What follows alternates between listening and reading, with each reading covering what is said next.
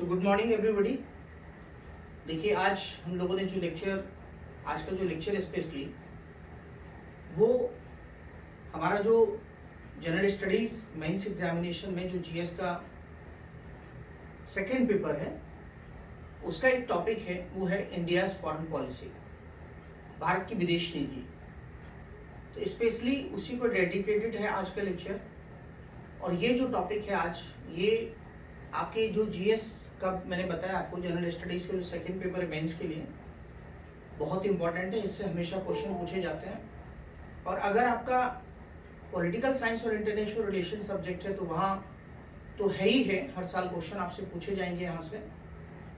और इवन जो है Uttar Pradesh public service commission का जो एग्ज़ाम है वहाँ पे इस टॉपिक से निबंध जो है, ऐसे का जो टॉपिक है, वो एक हाईली पोटेंशियल है कि आपसे यहाँ से भी जो है प्रश्न आपसे पूछे जा सकते हैं, निबंध पूछा जा सकता है। जहाँ तक मैं यूपीएससी के सीएपीएफ के एग्जाम की बात करूँगा तो वहाँ पर एक न्यू वर्ल्ड ऑर्डर करके एक बार निबंध पूछा गया है, नई विश्व व्यवस्था के बारे में निबंध पूछा गया है। तो मैं आपसे यहाँ पे ये कहना चाहता हूँ कि आज का टॉपिक हमारे लिए बहुत सारे डायमेंशन से इम्पोर्टेंट है, आपके इंटरव्यू के लिए भी इम्पोर्टेंट हो सकता है ये। तो इसलिए जो है आज इस टॉपिक को हम समझेंगे और बाद में मैं आपको जो है कुछ मटेरियल आपको भेजूंगा और वो मटेरियल आपके लिए सफिशिएंट होगा। तो हम क्या कर रहे हैं, हम मुख्य परीक्षा के लिए पूरे सिलेबस को डेडिकेटेड होके जो है प्रिपेयर कर रहे हैं। एक एक टॉपिक अगर आप कंप्लीट करते जाएंगे तो जब आपका मेंस एग्जामिनेशन होगा तो आपको सिर्फ नोट्स को रिवाइज करना है और आप एग्जाम के लिए सीधे सीधे जा सकते हैं।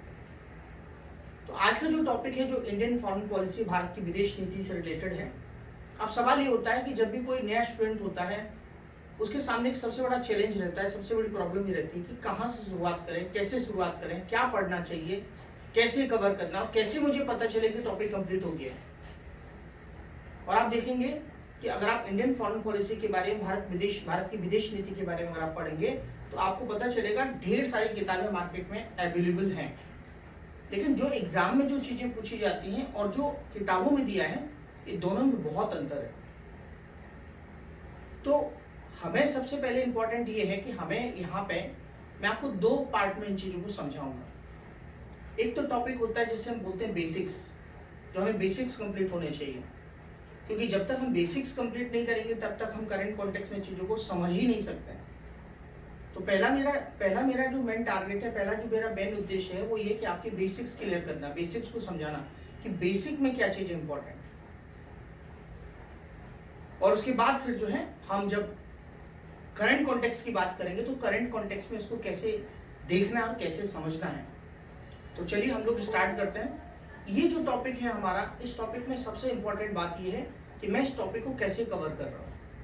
जरा समझना चाहिए आपको इस बात को, इसलिए मैं आपके सामने अपना पक्ष जो है वो रख रहा हूँ आपके सामने। क्या इंपॉर्टेंट है? सबसे इंपॉर्टेंट ये है कि जो यूपीएससी ने जो सिलेबस दिया है, यूपीएससी ने जो सिलेबस दिया है, पाठ्यक्रम दिया है, वो मैंने निकाला है कि हाँ ये पाठ्यक्रम है, ये सिलेबस है।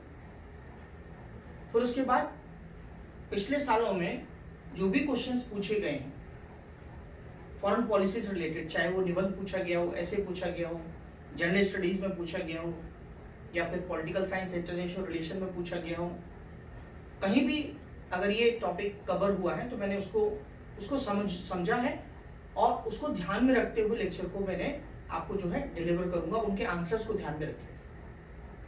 और दूसरी बात इंपॉर्टेंट मैंने इसमें ये किया है कि जो पोटेंशियल क्वेश्चन हैं, जो भविष्य में आने वाले क्वेश्चन हैं, जो आपसे पूछे जा सकते हैं, तो मैं ये आपको कह सकते हैं अश्योर करना चाहता हूं कि अगर आपने आज का लेक्चर बहुत अच्छे से अटेंड किया है, ये टॉपिक में आपको कभी भी कोई भी प्रॉब्लम नहीं होगी। ठीक है, तो चलिए हम लोग स्टार्ट करते हैं। तो टॉपिक जो है वो है भारत की विदेश नीति। टॉपिक जो है वो है भारत की विदेश नीति। भारत की विदेश नीति, ये जो टॉपिक है आपका, हम इसको पढ़ रहे हैं, इंडियन फॉरेन पॉलिसी। तो ये जो फॉरेन पॉलिसी हमारी,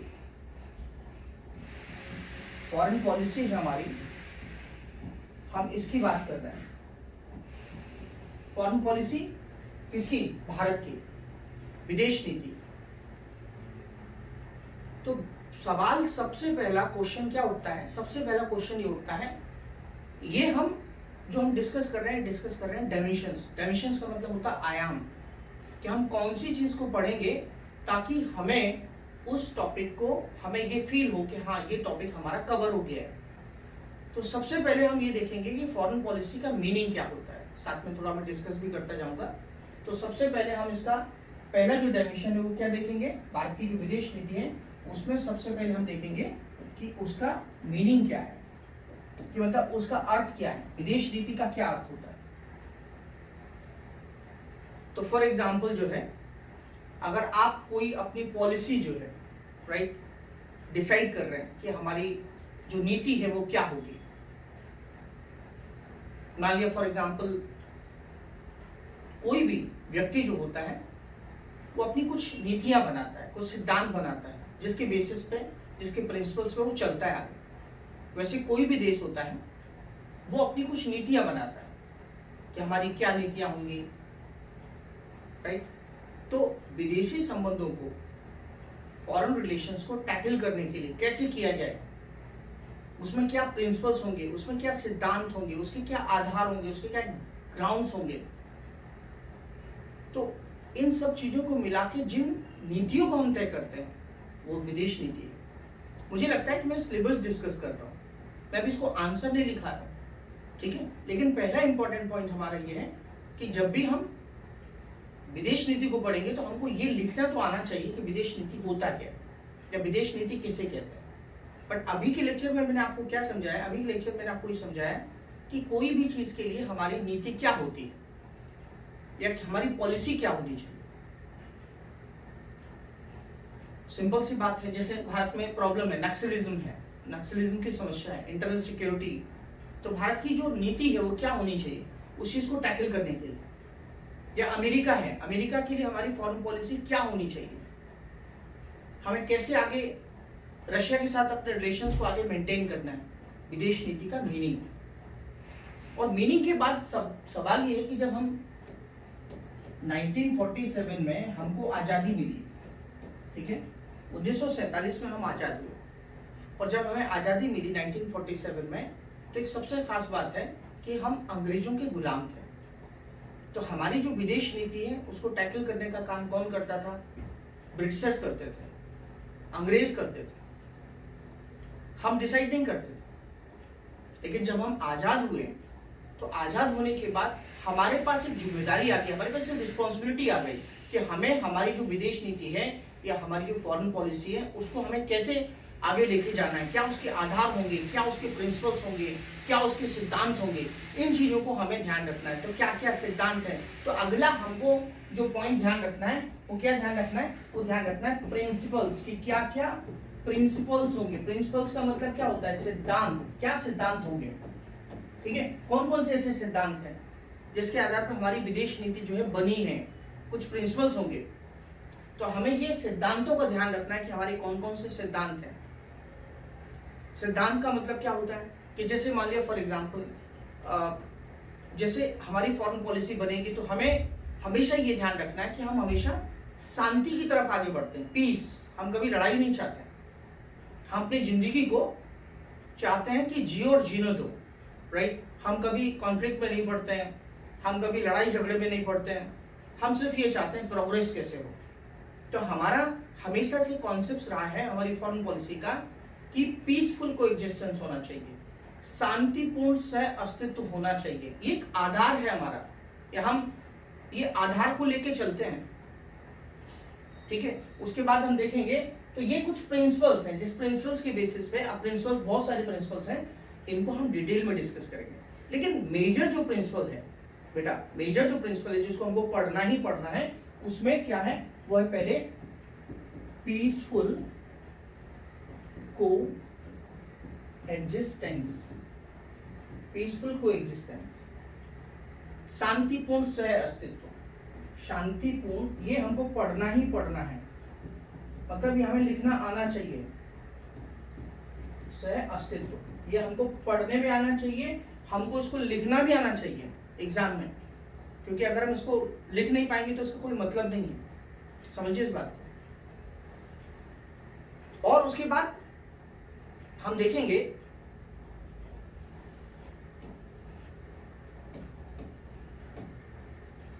कि हमारी पॉलिसी है क्या, हमारी पॉलिसी है नॉन अलाइनमेंट की, जिसको हम क्या बोलते हैं, गुट निरपेक्षता।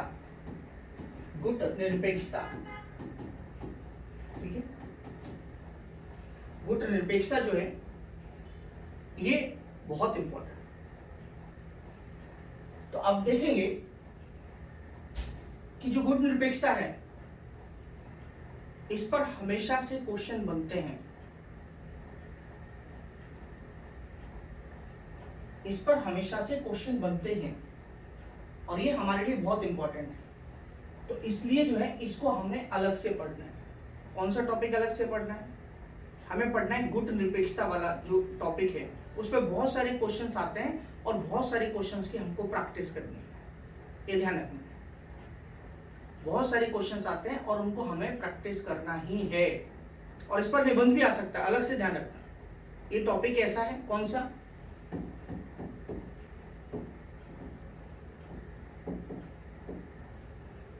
ये वाला जो टॉपिक है, ये वाला टॉपिक है, ये टॉपिक पर हमसे जो है अलग से निबंध में भी क्वेश्चन पूछा जा सकता है। तो हमें ये ध्यान रखना है बहुत ज्यादा, इस पर हमें एक अच्छे से तैयारी करनी है, इसको हम इग्नोर कर ही नहीं सकते। क्या बोलते हैं इसको हिंदी में, गुट निरपेक्षता।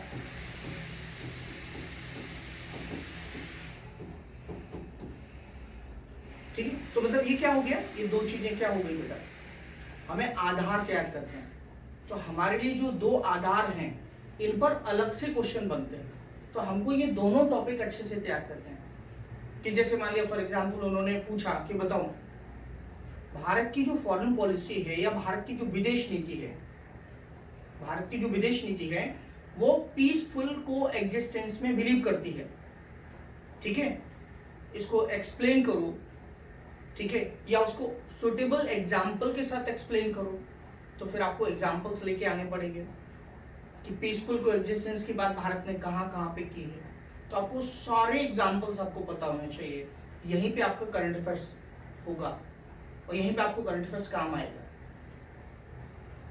और सबसे बेस्ट एग्जाम्पल, ये फॉरेन पॉलिसी क्या है, ये डेली रूटीन में एक अंडरस्टैंडिंग की चीज है, डेली रूटीन में एक अंडरस्टैंडिंग की चीज है कि हमको पता होना चाहिए कि रशिया और यूक्रेन की जो रिलेशन है, संबंध है, उसमें हम क्या कर रहे हैं, उसमें हम हमेशा बात कर रहे हैं बातचीत से, डायलॉग से। मैटर को सुलझाइए, कोई लड़ाई मत कीजिए। ये लड़ाई का समय नहीं है, मोदी जी ने स्टेटमेंट दिया था, लड़ाई का युग नहीं है, फाइट करके कुछ नहीं मिल सकता है। तो जीवन का सिद्धांत भी है, फाइट करके आपको कभी कुछ नहीं मिलेगा।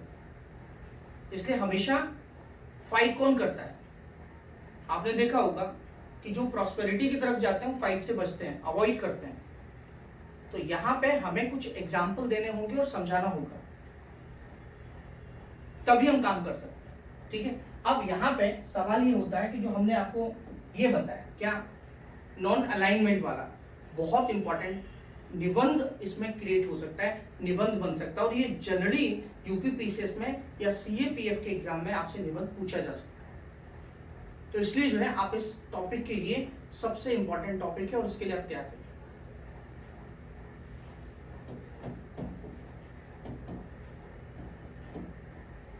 ठीक है, इसके लिए आप तैयार रहिए। क्यों तैयार करना है, क्योंकि भारत की फॉरेन पॉलिसी इसी से शुरू हुई है, अलाइनमेंट। अब अलाइनमेंट के आगे हम क्या लगाएंगे, नॉन। अलाइन का मतलब क्या होता है, किसी के साथ जुड़ जाना। ठीक है, किसी के साथ जुड़ जाना, अटैचमेंट, किसी के साथ जुड़ जाना। लेकिन यहाँ पे क्या है, नॉन, हम किसी के साथ अटैचमेंट नहीं हमारा, हम सबके साथ दोस्त हैं। तो अब यहाँ पे थोड़ा सा ध्यान रखना होगा कि जो नॉन अलाइनमेंट है, जो हम किसी के साथ जुड़ते नहीं हैं कभी भी। ठीक है, अब जब भारत आजाद हुआ था तो हम किसके साथ जुड़े थे, हमने कहा था कि नहीं, हम किसी देश के साथ नहीं जुड़ेंगे। नहीं तो हम, क्योंकि उस समय दो ब्लॉक थे, कोल्ड वॉर का सीजन था, कोल्ड वॉर का समय था, कोल्ड वॉर इरा था। तो उस समय कुछ लोग सोवियत संघ के साथ जा रहे थे, कुछ देश कुछ देश अमेरिका के साथ जा रहे थे, तो भारत ने वहां पे ये डिसाइड किया कि हम किसी भी ब्लॉक में या किसी भी गुट में हम शामिल नहीं होंगे। हमारी चूंकि इंडिपेंडेंट फॉरेन पॉलिसी हमको चाहिए, इसलिए हम क्या करेंगे, इस पॉलिसी को अडॉप्ट करेंगे। तो अभी आपसे क्वेश्चन मैं अगर पूछूंगा तो आपसे ये पूछूंगा, क्या भारत इस पॉलिसी को कंटिन्यू कर रहा है या इसमें कोई परिवर्तन है या इसमें कोई चेंजेस हैं? तो आपको एग्जाम्पल के साथ में बताना पड़ेगा। आज की जो फॉरेन पॉलिसी है उसको समझते हुए एग्जाम्पल के साथ में लिखना पड़ेगा, तभी जाके आप आंसर को लिख पाएंगे, अदरवाइज नहीं लिख पाएंगे। इसमें बहुत ज्यादा करंट अफेयर्स की आवश्यकता है, बहुत ज्यादा करंट अफेयर्स बेस्ड आपका आंसर ये होना चाहिए। और ये ध्यान रखिएगा, यहाँ पर एक एक क्वेश्चन में देखिए, एक एक क्वेश्चन अगर आपका जितना अच्छे से मैच्योर तरीके से अगर आपका लिखा जाएगा मेंस एग्जामिनेशन में या निबंध में, तो ही आपको मार्क्स मिलेंगे, अदरवाइज मार्क्स नहीं मिलेंगे। ऐसा हमको लगता है कि हम लिख लेंगे, लेकिन ये बहुत यहाँ पे एक एक सेंटेंस, एक एक एग्जाम्पल आपके मार्क्स को बनाएगा। तो यहाँ पे हमें ये तैयार करना है कि इस कॉन्सेप्ट को कितने अच्छे एग्जाम्पल के साथ हम इसको लिख सकते हैं, और इस पे बहुत सारे क्वेश्चन आपसे बनाए जाएंगे। तो मैंने आपको यहाँ पे क्या बताया, मैंने आपको यहाँ पे ये समझाया कि अगला जो हमारा डायमेंशन है वो हमारी फॉरेन पॉलिसी की क्या बेस है, क्या प्रिंसिपल्स हैं, क्या ग्राउंड है, किन चीजों को लेके हम चल रहे हैं।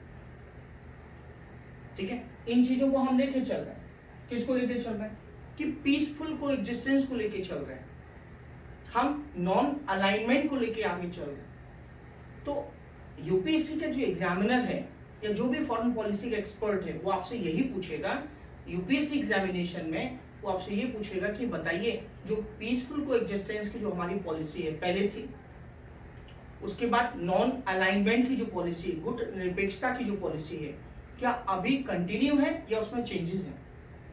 तो आपको यहाँ पे ध्यान रखना है कि जो कंटिन्यूटी है इसमें या फिर इसमें चेंजेस हैं, यही प्रश्न आपसे जो है कहीं ना कहीं बनने के चांसेस हैं। तो हमको इस टॉपिक को पढ़ते समय हमें ये जरूर समझना चाहिए कि हमारी जो विदेश नीति है उसमें इन दोनों को लेके क्या परिवर्तन है, क्या चेंजेस हैं, क्या कंटिन्यू है या इसमें कुछ इसके नेचर में, इसकी प्रकृति में कुछ चेंजेस आए। ठीक है, तो ये बहुत इंपॉर्टेंट टॉपिक है, इससे हमेशा क्वेश्चन पूछे जाते हैं, बेस को लेके, आधार को लेके। ठीक है, और कभी कभी तो आपसे ये भी पूछा जा सकता है घुमा फिरा के, वो आपसे पूछेंगे, वो आपसे क्वेश्चन क्या पूछेंगे, वो आपसे क्वेश्चन पूछेंगे कि फिलोसॉफिकल बेसिस, दार्शनिक आधार क्या है, क्या पूछेंगे, फिलोसॉफिकल बेसिस क्या है। ठीक है,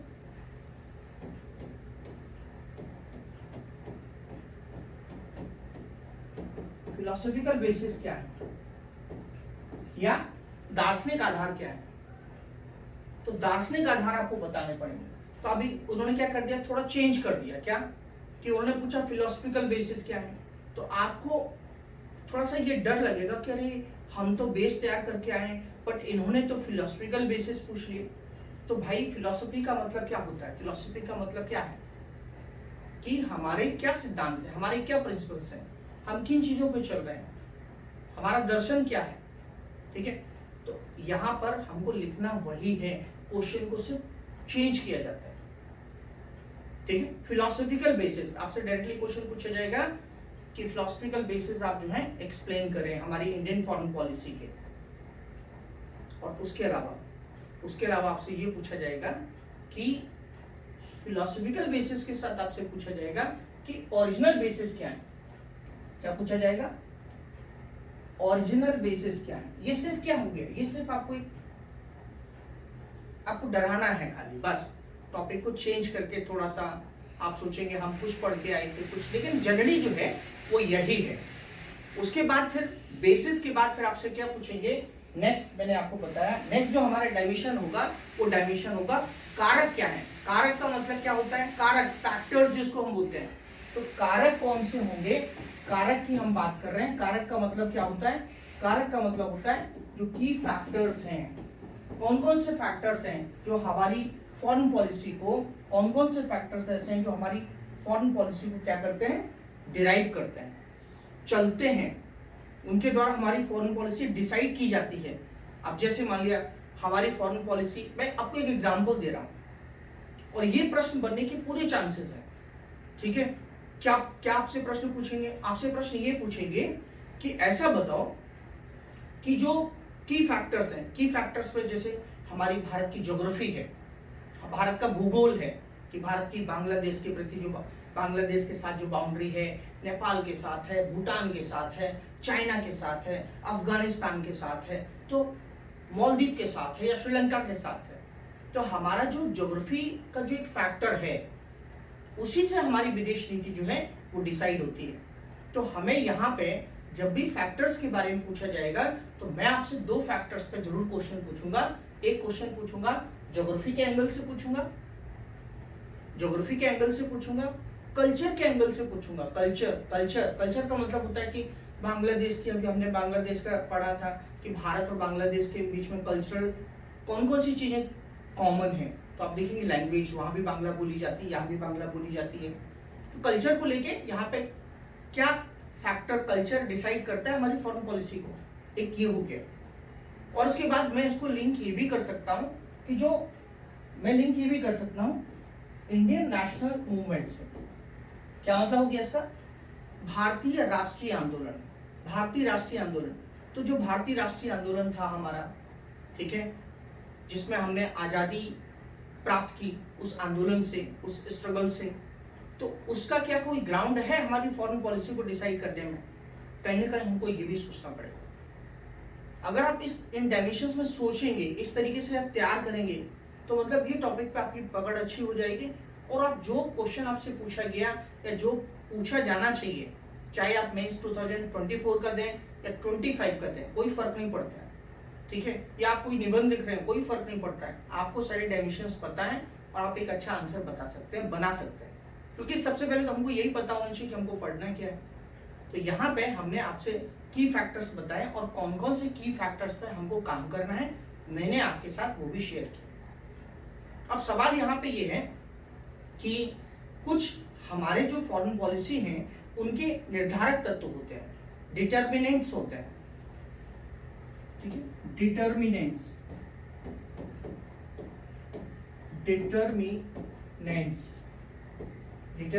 of Indian foreign policy, determinants of Indian foreign policy या निर्धारक तत्व, भारत की विदेश नीति के निर्धारक तत्व। कौन कौन सी चीजें इंडियन फॉरेन पॉलिसी को डिसाइड करती हैं, कौन कौन से निर्धारक तत्व हैं? तो कौन कौन से निर्धारक तत्व हैं?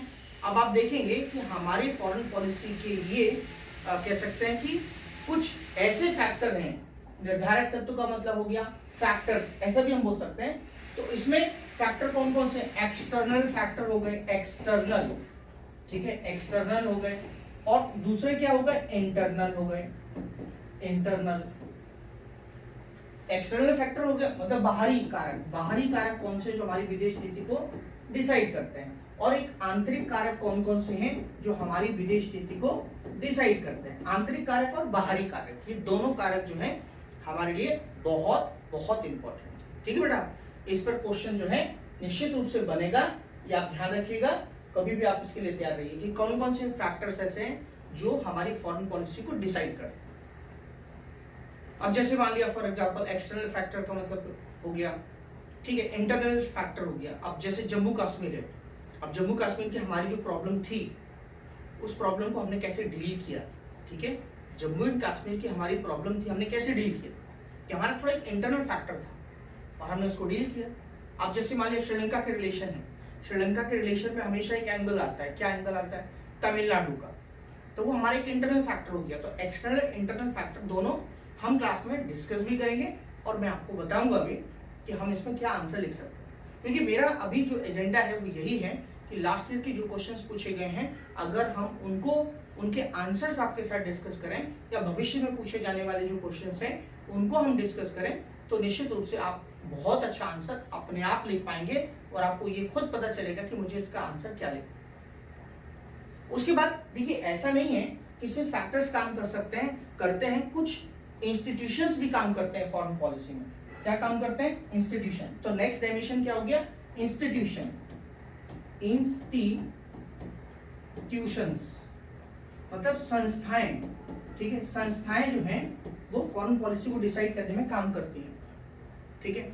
तो हम यहाँ पे बात करेंगे द इंस्टीट्यूशंस, ठीक है, ऑफ फॉरेन पॉलिसी मेकिंग या institutions responsible for foreign policy making. तो भारत की जो नीति निर्माण की संस्थाएं, अब जैसे मैं एग्जांपल दूं, क्या, संसद, एग्जांपल दूं संसद, ठीक है, पार्लियामेंट। तो ये संस्थाएं कहीं ना कहीं ये भी रिस्पॉन्सिबल होती है हमारे क्या बोलते हैं फॉरेन पॉलिसी के बनाने में, ठीक है। बहुत इंपॉर्टेंट चीजें जो मैं आपको बता रहा हूं।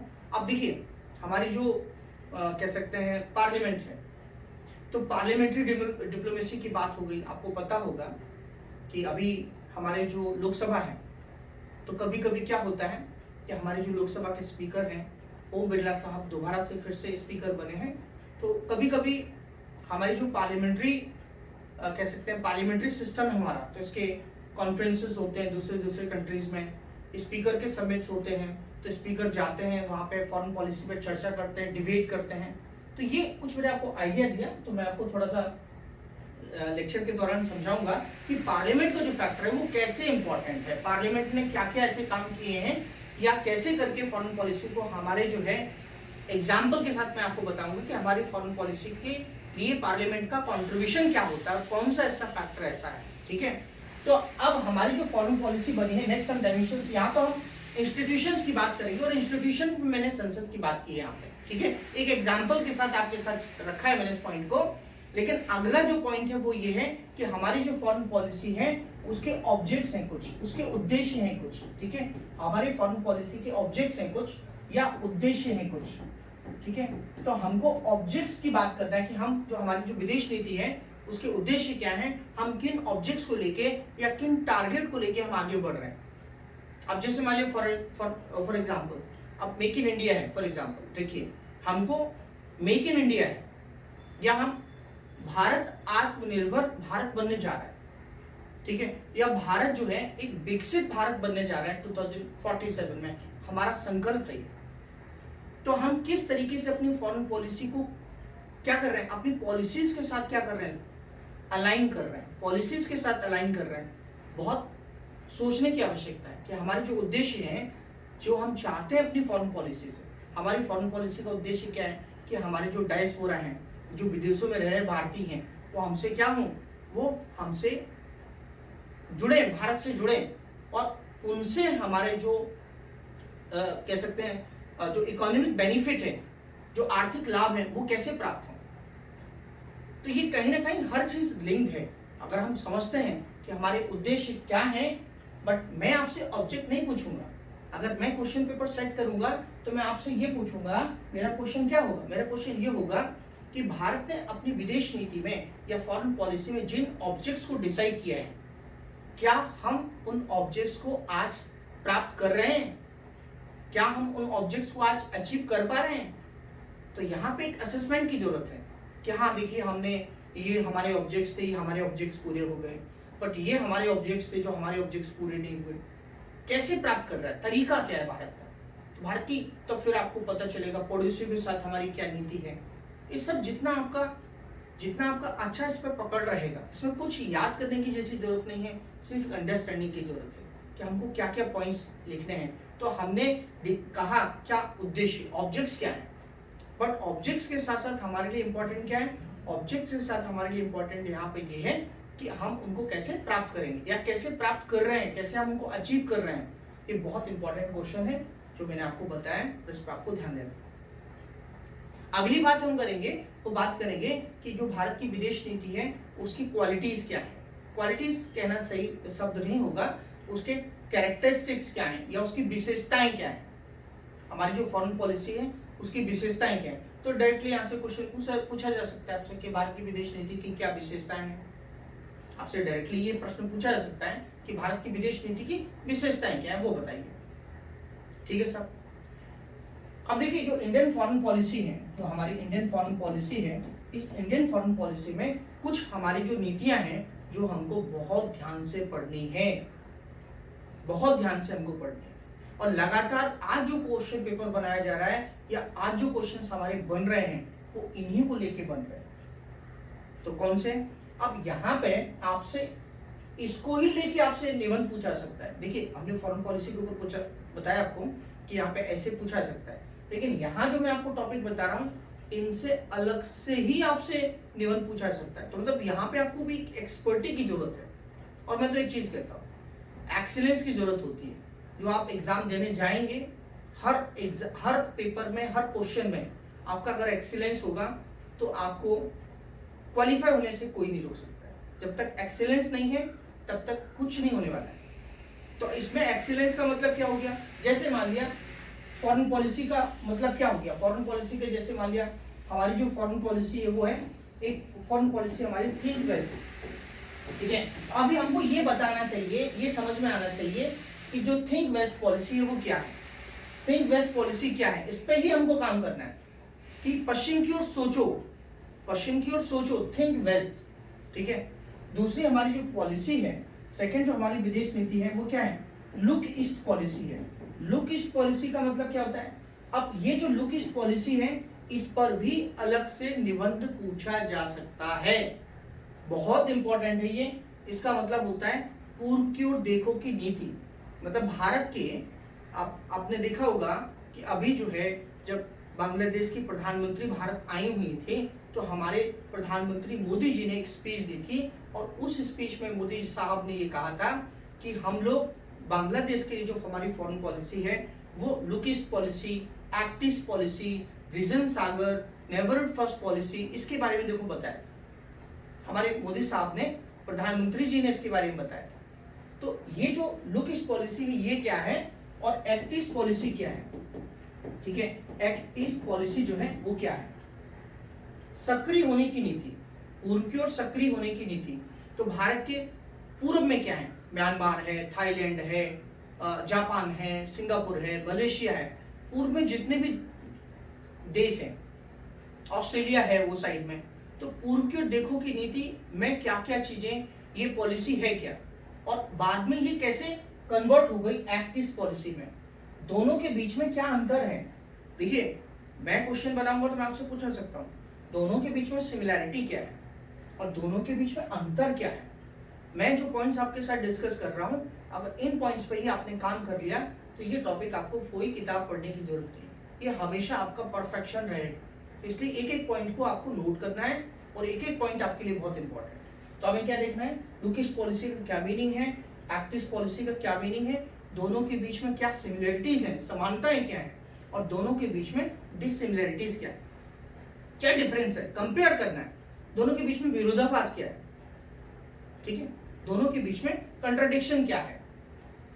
इस तरीके से हमको लुक ईस्ट, जो लुक ईस्ट पॉलिसी है या एक्ट ईस्ट पॉलिसी है वो हमको देखना है। अब आपसे पूछा जाएगा कॉन्ट्रास्ट क्या है। कॉन्ट्रास्ट का मतलब विरोधाभास क्या है, कंट्राडिक्शन क्या है, कंपेयर करो दोनों को। ऐसा प्रश्न आपसे हमेशा एग्जाम में पूछा जा सकता है। अगला मैं इस पर थोड़ा ज्यादा फोकस कर रहा हूं क्योंकि ये अभी के एग्जाम में आप कभी भी निबंध लिखने जाएंगे, निबंध लिखने के लिए जाएंगे, मेंस एग्जामिनेशन में जाएंगे, मैं आपको ये बताना चाहता हूं इस पे आपको क्वेश्चन मिलेगा ही मिलेगा।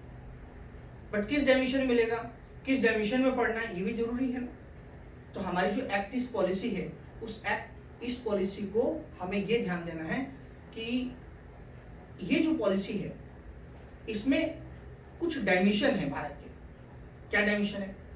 भारत का जो आप देखेंगे कि जो एरिया है भारत का, ठीक है, आप देखेंगे भारत का जो ये जो नॉर्थ ईस्ट है हमारा, ये वाला जो क्षेत्र है हमारा उत्तर पूर्व, ये कम विकसित है। सरकार इसके डेवलपमेंट पे ज्यादा फोकस कर रही है, विकास पे ज्यादा फोकस कर रही है।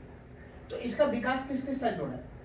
इसका विकास जुड़ा है वो जो ईस्ट में हमारी कंट्रीज है, जैसे म्यांमार है, राइट। तो इधर के जो कंट्रीज हैं, अब म्यांमार से हम जो फायदा ले सकते हैं या बांग्लादेश से हम जो फायदा ले सकते हैं, एंगल क्या है? एंगल ये ध्यान रखना है कि जो हमारी एक्ट ईस्ट पॉलिसी है उसका इसके डेवलपमेंट से क्या मतलब, इसका डेवलपमेंट कैसे होगा। यही क्वेश्चन का एक पूरा जो है एक जो सेंट्रल आइडिया मैंने आपको बताया कि क्या हमको उसमें पढ़ना है। तो इसको हमको जोड़ना है वो हमें जोड़ना है किसके साथ में, हमें जोड़ना है इसको नॉर्थ ईस्ट के साथ में। एकदम आप कंफर्टेबल रहेंगे ऐसा कोई क्वेश्चन पूछा गया तो। और ऐसा भी क्वेश्चन मैं बना सकता हूँ क्या, कि जो ये एक्ट ईस्ट पॉलिसी है ये हमारे जो इकोनॉमिक टारगेट्स हैं, या हमारे जो आर्थिक लक्ष्य हैं, या हमारे जो स्ट्रेटेजिक टारगेट है, ये लक्ष्य हैं, ये जो डायमेंशन है हमारे, ठीक है, तो ये ज्यादा फोकस करते हैं, इन पे हम ज्यादा फोकस करते हैं रेदर देन पॉलिटिकल डायमेंशन हमारा कम है, हमारा डायमेंशन ज्यादा किस पे है, इकोनॉमिक और स्ट्रेटेजिक। तो ऐसा ही क्वेश्चन मैं आपसे बनाऊंगा, और जब क्वेश्चन आपसे बनाऊंगा तो फिर आप सोचेंगे कि आप कौन कौन से एरियाज पे काम करना है, या मुझे किस डायरेक्शन में काम करना है, या मुझे क्या आंसर लिखना है, तब आपके सामने परेशानी आई। तो अगर हम पहले से ही उन चीजों को ध्यान में रखें तो हमें दिक्कत नहीं होगी। और हमेशा ध्यान रखना है कि अब जैसे मान लिया मैंने अभी आपको लिखाया था कि डिटरमिनेंट्स फैक्टर्स कौन कौन से फॉरेन पॉलिसी के लिए, कौन कौन से निर्धारक तत्व हैं। तो एक होता है जिसको हम क्या बोलते हैं, राजनय बोलते हैं, राजनय, या फिर हम बोलते हैं कूटनीति, ठीक है, डिप्लोमेसी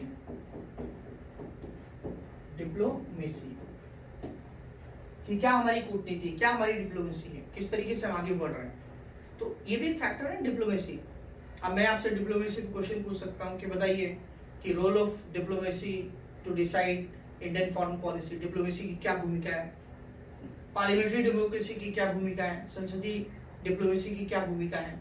तो इस तरीके से हम इसको डिटेल में पढ़ेंगे, बट कहीं ना कहीं डिप्लोमेसी क्या है, कैसे है, ये हमको इसके बारे में पढ़ना होता है। डिप्लोमेसी क्या होती है, कितने टाइप्स की होती है। अभी जो मैंने आपके साथ डिस्कस किया है, ये टोटली कैसा था, ट्रेडिशनल था, परंपरागत, मतलब ये हमको पढ़ना ही पढ़ना है जब भी हम फॉरेन पॉलिसी पढ़े। लेकिन यहाँ पे इंपॉर्टेंट क्वेश्चन ये है कि हम करंट कॉन्टेक्स्ट में इसको कैसे तैयार करेंगे, वर्तमान संदर्भ में हम कैसे तैयार करेंगे। तो अगर आप देखेंगे वर्तमान संदर्भ की बात करेंगे तो यहाँ पे हमें ध्यान ये रखना है कि हमारी फॉरेन पॉलिसी, मैंने क्या बताया था, मैंने आपको बताया था कि जो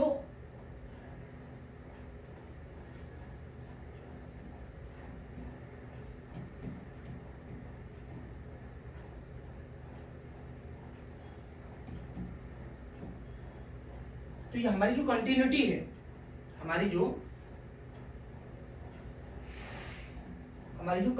कंटिन्यूटी का मतलब क्या होता है, कंटिन्यूटी का मतलब होता है बेटा निरंतरता, ठीक है। कंटिन्यूटी का मतलब क्या होता है, निरंतरता।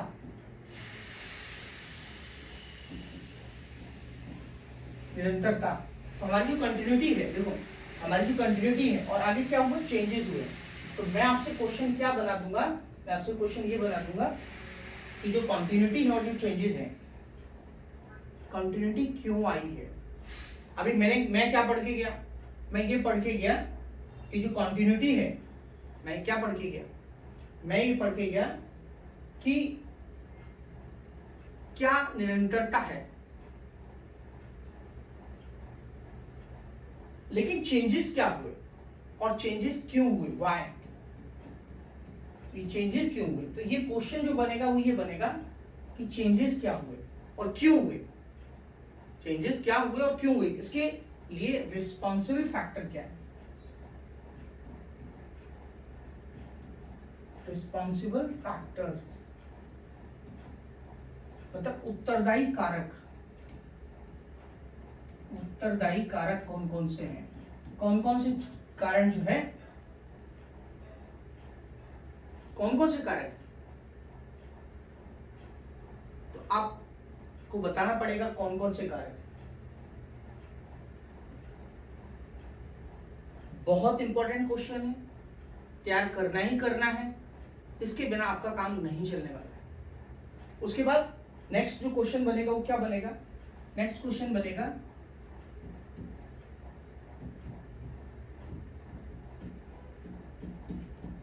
recent developments of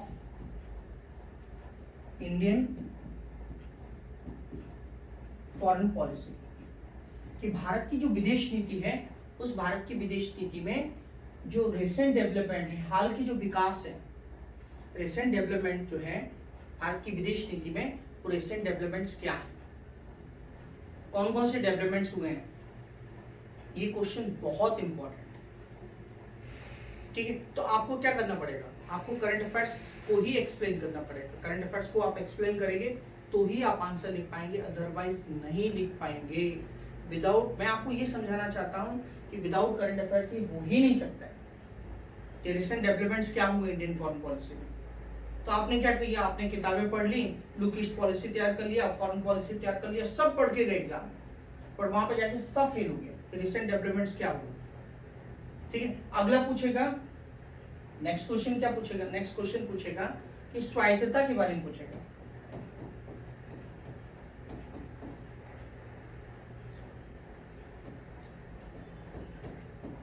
ठीक है, स्वायत्तता, स्वायत्तता के बारे में क्वेश्चन पूछेगा।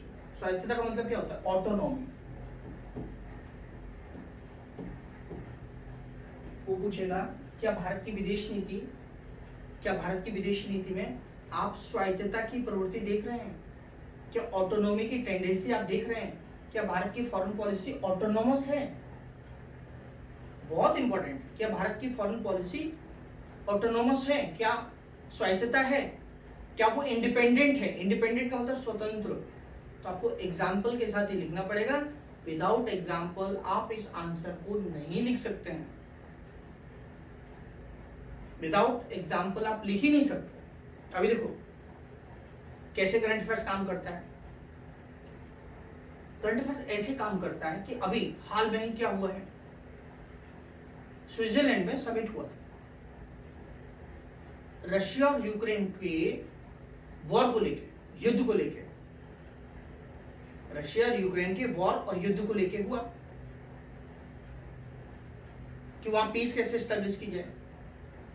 सारे देश वहां पे आए, सारे देशों ने, मतलब जो जो देश बातचीत में पार्टिसिपेट कर रहे थे हम उनकी बात कर रहे हैं, तो सभी कंट्रीज में आए। भारत का अपना पक्ष ये था कि देखिए आप समझौता तो कर रहे हैं, लेकिन एग्रीमेंट में जो आप समझौता कर रहे हैं उस एग्रीमेंट में रशिया तो है ही नहीं, तो उसके बिना समझौता कैसा। तो भारत अगर चाहता तो भारत क्या कर सकता है कि भारत सोचता कि नहीं नहीं ये हमारे दोस्त हैं, ये बुरा मान जाएंगे, इनको प्रॉब्लम हो जाएगी, लेकिन भारत ने अपना पक्ष रखा, मजबूती के साथ रखा। यही तो ऑटोनॉमी की बात है, यही तो ऑटोनॉमी की बात है, और यही तो आपको समझना है और यही तो आपको लिखना है, इसी से तो मार्क्स मिलेंगे आपको। और सबसे इंपॉर्टेंट है, अगर आपका ऑप्शनल सब्जेक्ट्स PSIR है, पॉलिटिकल साइंस इंटरनेशनल रिलेशन, अगर आप दे रहे हैं और आप ऐसा आंसर लिखेंगे आपको हाईएस्ट मार्क्स मिलेंगे एकदम। जितना मैक्सिमम दे सकता है एग्जामिनर वो आपको 100% देगा। तो आपको उसको सेटिस्फाइड करना पड़ेगा कि देखो भाई ऑटोनॉमी, आप ऑटोनॉमी के बारे में आप कितना भी बात कर लें, ऑटोनॉमी के बारे में आप कितना भी बात कर लें, लेकिन ऑटोनॉमी के बारे में आप तब तक बात नहीं कर सकते हैं जब तक आप एग्जाम्पल नहीं देते हैं। आप कितने भी, अभी देखो क्या होगा, अगर आप देंगे तो पुराने एग्जाम्पल देंगे, आप देंगे तो पुराने एग्जाम्पल देंगे, और जो पुराने एग्जाम्पल देंगे तो उससे बात बनेगी नहीं। अगर आप करंट अफेयर्स के या करंट रिलेटेड अगर आप एग्जाम्पल देंगे तो ही तो बात बनेगी। तो एक आपने ये एग्जाम्पल दे दिया, एक आपने ये एग्जाम्पल दे दिया, उसके बाद आप बता सकते हैं कि देखो भारत ने क्या किया। भारत ने अभी जब रशिया यूक्रेन का युद्ध चल रहा था तो पूरा जो कह सकते हैं अमेरिका है, ठीक है, या जो अमेरिका के साथ जो कंट्रीज खड़े हैं, उन्होंने बहुत ज़्यादा फोकस किया कि भारत रशिया से तेल नहीं खरीदना चाहिए, क्योंकि रशिया के ऊपर पूरा वेस्टर्न सैंक्शन लगे हुए हैं, ठीक है, आर्थिक प्रतिबंध लगे हुए हैं, और भारत को ये दबाव बनाया गया कि भारत को वहां से तेल नहीं खरीदना चाहिए। भारत ने फिर भी खरीदा। तो यही तो हमारी ऑटोनॉमी है, ये हमारी ऑटोनॉमी है। और ऐसे ही एग्जाम्पल देके आप इस आंसर को बहुत अच्छे से डिजाइन कर सकते हैं और बहुत अच्छे से लिख सकते हैं। तो बेटा क्वेश्चन क्या बनेगा, क्वेश्चन एक ऐसा बनेगा, तो जब भी हम पढ़ेंगे, ठीक है, और जब भी आपको करंट अफेयर्स तैयार करना पड़ेगा तो फॉरेन पॉलिसी को लेके आप थोड़ा सा अवेयरनेस आपको अंदर क्रिएट करें कि हमारे जो फॉरेन एक्सटर्नल अफेयर्स मिनिस्टर हैं S. जयशंकर साहब, उनकी स्पीच पे सबसे ज़्यादा फोकस करना है। अगर आप उनकी स्पीच पे, वो कहीं भी जाते हैं, वो क्या बोलते हैं, वो क्या कहते हैं, आधे से ज़्यादा हमारा काम बन जाएगा। और एक और व्यक्ति हैं हमारे प्रधानमंत्री जी, मोदी जी, वो अक्सर जब विदेश यात्राएं करते हैं तो उनकी फॉरेन विजिट पे बहुत ज़्यादा ध्यान देना है। वो जब वो बोलते हैं, जब वो बताते हैं, जब वो समझाते हैं, ठीक है, तो अगर आप उतना भी देखते रहेंगे ना तो आपके बहुत सारे काम बन जाएंगे। वैसे तो मैं आपको अपडेट करता ही रहता हूँ। ऑटोनॉमी की बात कर ली, ऑटोनॉमी के एग्जाम्पल्स क्वेश्चन बनेगा। और मैंने क्या बताया, अगला क्वेश्चन क्या बनेगा, how realised objectives of Indian foreign policy. Question सीधा सीधा क्या बनेगा, how realised objectives of Indian foreign policy, कि हम जो विदेश नीति के हमारे जो उद्देश्य हैं उनको हम कैसे प्राप्त कर रहे हैं, ठीक है, उनको कैसे प्राप्त कर रहे हैं। और एक इंपॉर्टेंट क्वेश्चन है,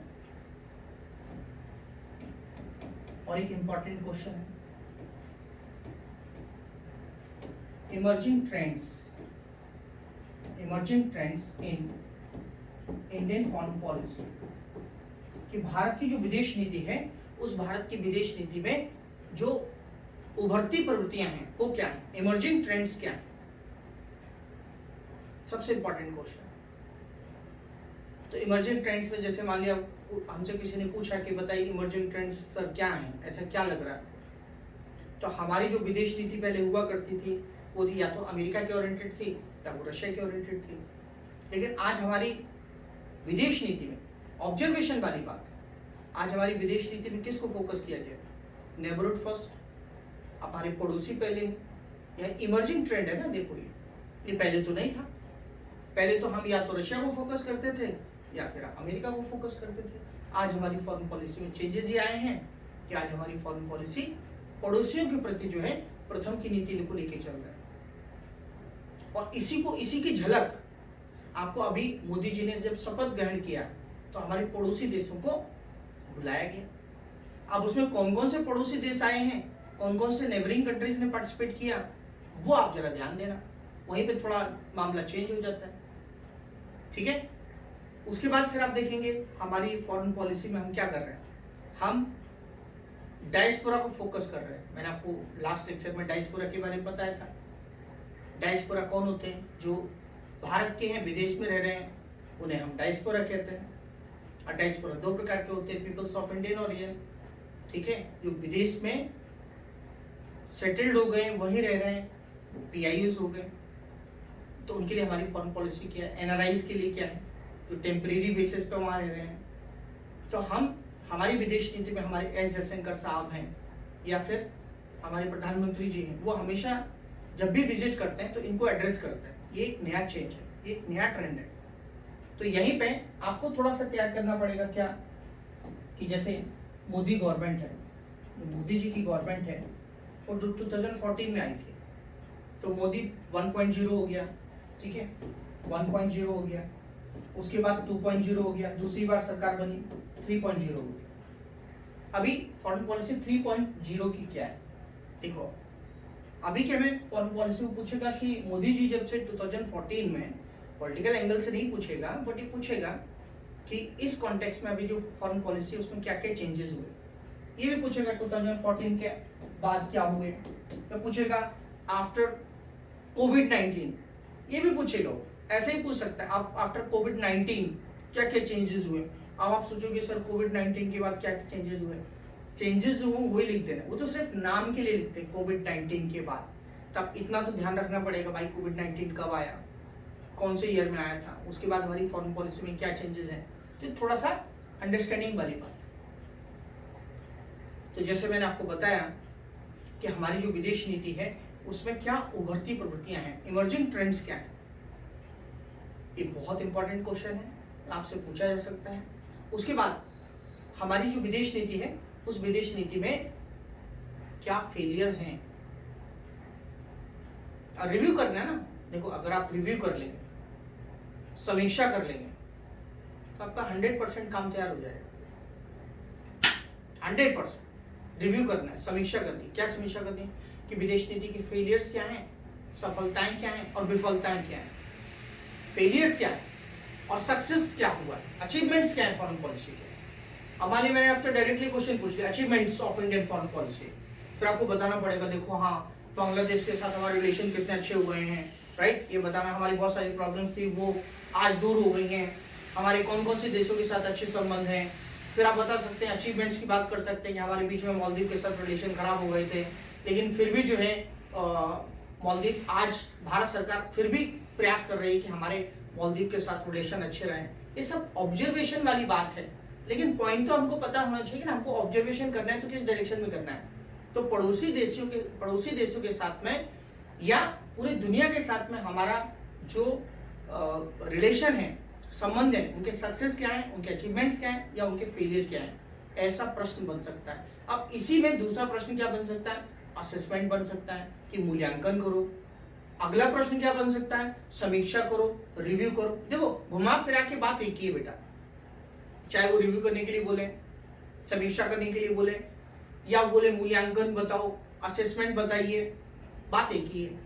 तो घुमा फिरा के पूछने का तरीका है उनका, अदरवाइज सारी चीजें एक जैसी हैं। तो यहां पे मैंने आपको तरीके क्या है, क्या मेथड भारत यूज कर रहा है बताओ। क्या भारत, मान लिया मैंने आपसे पूछा कि अपनी जो इंडियन फॉरेन पॉलिसी है उसके जो टारगेट्स है हम उसको कैसे पूरा कर रहे हैं, तो तुरंत हमारे दिमाग में आएगा अच्छा क्या कैसे कर रहे हैं, तो हम क्या लिखेंगे तुरंत। देखो ये सोचने वाली बात है, हम किसका प्रयोग कर रहे हैं, सॉफ्ट पावर, ठीक है। अभी होता ही है कि जैसे मान लीजिए योगा डे मना रहे हैं, ठीक है, अभी 21 जून को इंटरनेशनल योगा डे मनाया गया, 21 जून को, तो आपने तैयार कर लिया हाँ 21 जून को इंटरनेशनल योगा डे मनाया जाता है, सेलिब्रेट किया जाता है।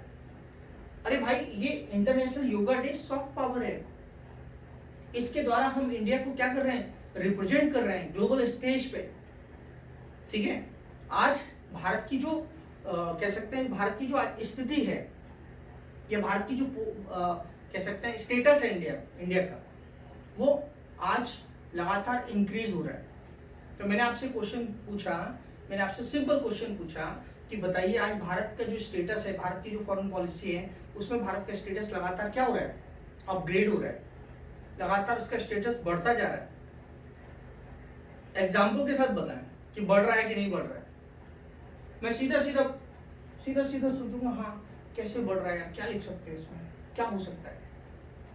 तो आप इंट्रोडक्शन मैंने आपको बताया, आंसर लिखने से पहले थोड़ा इंट्रो तो दिया ही जाता है, वहीं से मैं स्टार्ट करूंगा। हाँ सर ने एक दिन लेक्चर लिया था G7 का, सर ने एक दिन लेक्चर लिया था G7 का, तो सर G7 में ये बता रहे थे कि भारत को लगातार इनवाइट किया जाता है G7 में, और भारत को लगातार 11वीं बार बुलाया गया, मोदी जी को तो 5वीं बार बुलाया गया, मतलब मोदी जी के हिसाब से, लेकिन लगातार भारत रिप्रेजेंट कर रहा है 11 बार। लेकिन देखो भारत सदस्य नहीं, इसका मेंबर नहीं भारत, फिर भी भारत को बुलाया जा रहा है, तो भारत का स्टेटस बढ़ रहा है। इसकी मीटिंग बिना भारत के नहीं होती है। भारत ने G20 का भी क्या किया, देखो भारत ने G20 का जो ये सब, देखो कोई आंसर इंटरनेशनल रिलेशन में कोई भी आंसर ऐसा नहीं है कि नहीं यही इसका आंसर है। आंसर आप कितना डायनेमिक बना सकते हैं, आपकी कितनी अच्छी अंडरस्टैंडिंग है, आप किन किन चीजों को लिख सकते हैं, यही तो एक्सपर्टी है। मैं सिर्फ फॉरेन पॉलिसी में नहीं बता रहा हूँ, मैं सारी जगह बता रहा हूँ। आप जितना, अब मैंने मान लिया पूछ लिया implications of Indian foreign policy, implications निहितार्थ क्या है उसके, ये क्वेश्चन यहाँ ये भी बन गया, निहितार्थ क्या है, इम्प्लीकेशंस क्या है। यहाँ पे जो फॉरेन पॉलिसी के जो क्वेश्चंस हैं उसमें हमें ध्यान देना है, ज्यादा से ज्यादा वो ध्यान देना है कि आज चैलेंजेस क्या है। अब G20 में हमने क्या किया, G20 में भारत को एक मौका मिला, देखो, और जब हमें मौका मिलता है ना बेटा, जीवन में कभी भी मौका नहीं मिलता है, जब भी हमें मौका मिलता है ना, हमें मौके को यूटिलाइज करना चाहिए।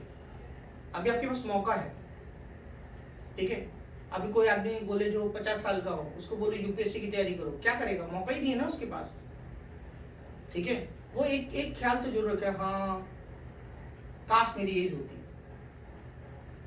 ये इसी को कहते हैं अवसर, ठीक है। मोदी जी के स्टेटमेंट आपको पता होगा, मुझे बहुत पसंद आता है। उन्होंने हमेशा कहा है आपदा आपदा में अवसर। जब भी आपके पास जीवन में चैलेंजेस हो, क्राइसिस हो, उसमें अपॉर्चुनिटीज देखनी है, अवसर देखने हैं, और आपके पास अगर मौका है उस मौके को हमें कैसे यूटिलाइज करना है। भारत ने क्या किया G20 में? यही तो किया। भारत ने अपने आप को दुनिया को, क्योंकि दुनिया की मीडिया की, सबकी, पूरी दुनिया की नजर भारत की तरफ थी और भारत ने अपने आप को रिप्रेजेंट किया। तो भारत क्या एड्रेस करना चाहता है, भारत क्या क्या चीजें प्राप्त करना चाहता है। अब जैसे मैं चैलेंजेस की बात करूं कि आज भारत की फॉरेन पॉलिसी के लिए क्या चैलेंजेस है, तो बेटा इसके लिए कुछ पढ़ने की जरूरत थोड़ी नहीं है, ये तो खुद समझ में आना चाहिए कि भारत की फॉरेन पॉलिसी के लिए क्या चुनौती है, क्या चैलेंजेस है। तो मैं तो सबसे पहले लिख दूंगा उसमें चाइना सबसे बड़ा हेडेक है। चीन जो है आज सबसे बड़ा हेडेक है। कैसे हेडेक है? रिलेशन अच्छे नहीं है। दूसरा मुझसे पूछेगा कि बताइए क्या हेडेक है? पाकिस्तान हेडेक है भाई। और अच्छा, मैंने आपसे पूछा कि अगला क्वेश्चन ये बताइए कि भारत जो सिक्योरिटी काउंसिल है, जो सुरक्षा परिषद है, तो हमारी इंडियन फॉरेन पॉलिसी कैसे काम कर रही है कि हम सिक्योरिटी काउंसिल में जो है वो परमानेंट सीट हमको मिल जाएगी। हमको परमानेंट सीट जो है सिक्योरिटी काउंसिल में चाहिए, सुरक्षा परिषद में चाहिए, तो हमारी इंडियन फॉरेन पॉलिसी कैसे काम कर रही है, या भारत की विदेश नीति कैसे काम कर रही है? करंट कॉन्टेक्स्ट में क्वेश्चन बन गया। फॉरेन पॉलिसी का टॉपिक ऐसा है, सब जगह वो इंटर रिलेटेड है। हर जगह हर एग्जाम्पल कहीं ना कहीं आपको जो है वो कहीं ना कहीं समझना पड़ेगा कि कौन सा एग्जाम्पल हमको कहाँ लिखना है। तो मैंने आपको जो चीजें बताई हैं ये हो गए हमारा, इसके अंदर क्या हिडन है, सिलेबस हिडन है। दूसरा क्या हिडन है? दूसरा ये हिडन है कि हमको क्या, किन मुद्दों पे पढ़ना है, हमको कौन कौन से इश्यूज एड्रेस करने हैं, ये मैंने आपको बताया। हमें अगर ये मुद्दे हमसे पूछे गए तो हम क्या कंटेंट लिख सकते हैं, हम क्या अच्छे एग्जाम्पल दे सकते हैं, इसलिए। और हमको इसके इधर जो है भागना ही नहीं है। कोई भी मटेरियल हो, अगर आप ये चेक कर लो कि ये जो मटेरियल है, क्या इनमें ये जो सर ने बताया है क्या उसके आंसर मिल रहे हैं। अगर उसके आंसर सब मिल रहे हैं तो मटेरियल बेस्ट है। और आपको लग रहा है कि नहीं उसमें कुछ और ही बोला जा रहा है, अब जैसे आप किताब पढ़ोगे, जब जो बिगिनर्स होते हैं तो उनको किताब बता दी जाती है फॉरेन पॉलिसी के लिए पढ़ना है, तो फॉरेन पॉलिसी के उसमें लिखा होगा इंदिरा गांधी के समय फॉरेन पॉलिसी क्या थी, लाल बहादुर शास्त्री के समय फॉरेन पॉलिसी क्या थी, गुजराल के समय क्या था। तो ये थोड़ा सा मामला फंस जाता है। क्या फंस जाता है? वो बुकेस हो जाता है, वो सोचता है कि नहीं भाई जब तक ये किताब खत्म नहीं करेंगे तब तक हम इसके एक्सपर्ट नहीं बन सकते। बट फोकस एरिया कुछ और है, और फोकस एरिया अगर हम समझ गए तो हमारे आधे से ज्यादा परेशानी तो हमारी दूर हो जाती है। और ये सिर्फ ऑब्जर्वेशन वाली बात है। अब सवाल यहाँ पे है कि सोर्स क्या हो, ऑब्जर्वेशन कहाँ से हो, कैसे हो। तो देखिए, मैं तो आपको करंट अफेयर्स भेजता ही भेजता हूँ, डिस्कस भी करता हूँ, जो चीजें चल रही हैं कहीं ना कहीं से मैं आपको अपडेट देने की कोशिश करता हूँ। लेकिन बेटा आपकी सिर्फ ड्यूटी ये बनती है कि जैसे मान लिया कहीं आप ऑफिस में बैठे हैं या घर पे बैठे हैं, आपको लगता है कि हमारे प्रधानमंत्री मोदी जी बांग्लादेश की यात्रा पे हैं, या बांग्लादेश की प्रधानमंत्री यहाँ पे आई हुई हैं, या भारत G7 में विजिट कर रहा है, तो कम से कम थोड़ा सा जो है क्या होता है, एक जॉइंट स्टेटमेंट आता है कभी भी। जैसे G7 है तो G7 में भारत के प्रधानमंत्री के द्वारा एक स्टेटमेंट दिया जाता है, जब वो स्पीच दे रहे होते हैं, बोल रहे होते हैं, एड्रेस कर रहे होते हैं। तो आप ये समझ लो कि 99% वो सारी बातें लिख देते हैं वो, या बता देते हैं, बोल देते हैं जो हमारे एग्जाम में पूछी जानी है। अब जैसे मान लीजिए फॉर एग्जांपल आप किसी और न्यूज चैनल को देखते हो, जैसे मान लीजिए फॉर एग्जांपल आपने देखा आज तक है या कोई और प्राइवेट चैनल, तो ये क्या करते हैं, ये सिर्फ कवरेज करते हैं, एग्जाम पॉइंट ऑफ व्यू से कुछ भी नहीं होता इनके पास। तो हमें सिर्फ ये ध्यान रखना है कि ऑफिशियल जो है, जैसे मिनिस्ट्री ऑफ एक्सटर्नल अफेयर्स है तो इनको स्पोक्स पर्सन बोलते हैं, या हमारे प्रधानमंत्री जो अपनी स्पीच में बोलते हैं, राइट, हमें सिर्फ उनको ध्यान देना है। वो हमें कहाँ से मिले, न्यूज़पेपर से मिल रही तो ठीक है, तो यही एक ऑथेंटिक सोर्स है और इन्हीं से आप तैयारी कर सकते हैं। फिलहाल इससे रिलेटेड मैं आपको मटेरियल भेजने वाला हूँ, हिंदी में भी भेजूंगा और इंग्लिश में भी भेजूंगा। अगर आप उस मटेरियल को अच्छे से पढ़ लेते हैं तो आपको कोई किताब पढ़ने की जरूरत नहीं है, कोई नोट्स पढ़ने की जरूरत नहीं है, सिर्फ आपको एक बार रीडिंग करनी है, सिर्फ आपको एक रीडिंग करनी है। और एक बार आप रीडिंग कर लेते हैं तो आपके बहुत सारे बेसिक्स क्लियर हो जाएंगे, कौन सी पॉलिसी कब आई थी, क्या आई थी। अच्छा, अब सवाल है कि मेरा क्या कंट्रीब्यूशन होगा। मेरा कंट्रीब्यूशन अभी क्या था, मैंने आपको टॉपिक को समझा दिया, इसकी रिक्वायरमेंट क्या है, इसकी जरूरत क्या है। अभी आपको सोर्स की जरूरत है, वो मैं आपको भेजूंगा हिंदी इंग्लिश दोनों में। तीसरी बात इंपॉर्टेंट क्या है कि सर ठीक है हमने पढ़ तो लिया है, आपने बता भी दिया इंपॉर्टेंट क्या है, बट मैं आंसर कैसे लिखूं। तो अच्छा होगा कि हम कुछ लेटेस्ट जो क्वेश्चंस पूछे गए हैं उनके आंसर्स क्लास में डिस्कस करें। ऐसे से ऑटोनॉमी से लेके क्या क्या क्वेश्चन पूछे जाएंगे, इनके आंसर क्या लिखने हैं, जैसे हमने अपने ऑब्जेक्टिव्स को कैसे रियलाइज किया है, हम कुछ एग्जाम्पल्स यहाँ पे डिस्कस करेंगे। तो ओवरऑल ये है कि अगर हम एक लेक्चर इसके लिए और आगे लेंगे तो हमारी पूरी रिक्वायरमेंट कंप्लीट हो जाएगी। कंडीशन ये अप्लाई है, कंडीशन ये अप्लाई है कि जो नोट्स मैंने आपको भेजा है कम से कम एक बार आपकी रीडिंग तो उसके साथ होनी चाहिए। तो उससे फायदा क्या होगा, उससे फायदा ये होगा कि जैसे सीएपीएफ के में ऐसे पूछा जाता है निबंध, और मेरा हमेशा मानना है देखो बेटा कि अगर आप सीएपीएफ का एग्जाम दे रहे हैं वहां पे निबंध पूछा जाता है, अगर आप ऐसे के लिए अच्छे मार्क्स लेके आएंगे तो आपका मेरिट में आप आगे जाएंगे। और निबंध ही नहीं लिख पा रहे हैं आप, बहुत सारे बच्चे जो है सारी चीजें कर लेंगे बट ऐसे लिखना एक बहुत बड़ा चैलेंज होता है। जितनी अच्छी पकड़ होगी किसी टॉपिक पे तो ही आप उसको एक्सप्रेस कर पाएंगे। अब आपकी पकड़ ही नहीं तो आप क्या एक्सप्रेस कर पाएंगे, क्या आप लिख पाएंगे, बिल्कुल नहीं लिख सकते। चलिए तो अब हम बात करते हैं चैलेंजेस की, बात करते हैं कि कोई मुझसे पूछता है कि बताइए भारत की फॉरेन पॉलिसी के लिए चैलेंजेस क्या हैं या क्या चुनौतियां हैं। तो चैलेंजेस में सीधी सीधी बात है, मुझे कुछ पढ़ना थोड़ी नहीं है, मैं अंडरस्टैंडिंग कर रहा हूँ, मैं ऑब्जर्वेशन कर रहा हूँ। तो सबसे पहला चैलेंज अगर कोई भी लिखेगा तो क्या लिखेगा कि भाई सबसे बड़ा चैलेंज भारत के लिए क्या है। अभी भारत के लिए एक चैलेंज है, वो भारत को सिक्योरिटी काउंसिल में परमानेंट चाहिए। जो सुरक्षा परिषद है, अब क्या हुआ था, फर्स्ट वर्ल्ड वॉर हुआ था, सेकेंड वर्ल्ड वॉर हुआ था, तो उसके बाद क्या लगा सेकेंड, अब थर्ड वर्ल्ड वॉर हो जाए, कंडीशन तो कई बार बढ़ रही है। अभी कोल्ड वॉर देखो, अभी कोल्ड वॉर क्या था देखो, अब यहाँ पे मैं आपको एक ऑब्जर्वेशन बताता हूँ। देखो बेटा, कोल्ड वॉर में क्या था, शीत युद्ध जो हुआ था उसमें क्या था, उसमें एक तरफ था यूएसए और एक तरफ था यूएसएसआर। देखो आप यूएसएसआर, तो पूरी दुनिया की जो देश थे जब वो आजाद हो रहे थे, वो जब इंडिपेंडेंट हो रहे थे तो उनको आजादी मिल रही थी, तो या तो वो यूएस के ब्लॉक में जा रहे थे या वो यूएसएसआर के ब्लॉक में जा रहे थे। ये कोल्ड वॉर था, लड़ाई नहीं थी लेकिन दो गुट थे पूरी दुनिया को। अभी क्या हो रहा है, अभी आप देखेंगे अभी न्यू कोल्ड वॉर स्टार्ट हो चुका है। न्यू कोल्ड वॉर, कैसे कोल्ड वॉर स्टार्ट हो चुका है अभी देख लो ना, अभी भी तो वही चल रहा है ना। अभी हाल में अगर आप ऑब्जर्वेशन करेंगे, रशिया के पुतिन साहब किम जोंग से जाके मिले, नॉर्थ कोरिया गए और उन्होंने एक एग्रीमेंट भी, डिफेंस एग्रीमेंट साइन कर लिया भाई।